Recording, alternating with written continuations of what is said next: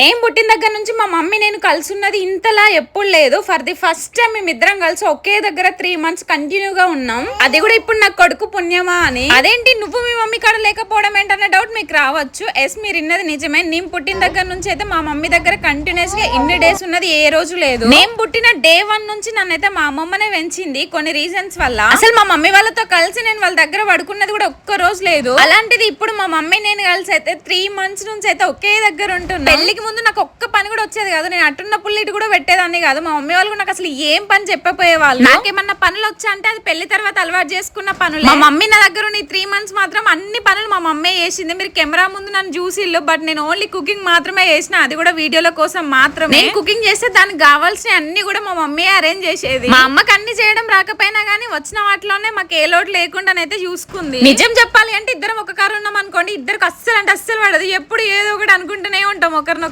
అలా అని ప్రేమ లేదని కాదు, తెలిసిన ముచ్చటే కదా. ఇంకా అక్క చెల్లెలైనా తల్లి బిడ్డలైనా ఒక దగ్గర ఉన్నాం అనుకోండి, చిన్న చిన్న గొడవలు అయితేనే ఉంటాయి. 3 నెలలు ఉండి మా మమ్మీ పోతుంటే లిటరల్ నాకు అస్సలు ఏడుపు ఆగలేదు. మా డాడీ నేను ఏడ్చినాము. ఇంకా మమ్మల్ని చూసి మా మమ్మీ కూడా ఏడ్చేసింది. మహాగడేమో పిన్ని వాళ్ళ ఇంటి దగ్గర ఉన్నాడు, భగత్ బాబు ఏమో బయటికి వెళ్ళిండు. ఇంకా నేను ఒక్కనే చిన్నోని పట్టుకొని ఇంట్లో ఉండేసరికి నాకు అసలు ఏడుపు ఆగలేదు. వాళ్ళు వేయనాక కూడా చాలా సేపు ఏడ్చిన. ఇద్దరు పిల్లలతో వాట్ నెక్స్ట్ వీళ్ళని చూసుకుంటూ నేను ఎట్లా మేనేజ్ చేయాలి అన్ని పనులను ఆలోచించుకుంటూనే నాకు దుఃఖం ఆగలేదు. ఆ క్షణం కొన్ని లైఫ్ లో తప్పే, ఇంకా మనం చూసుకోవాల్సిందే.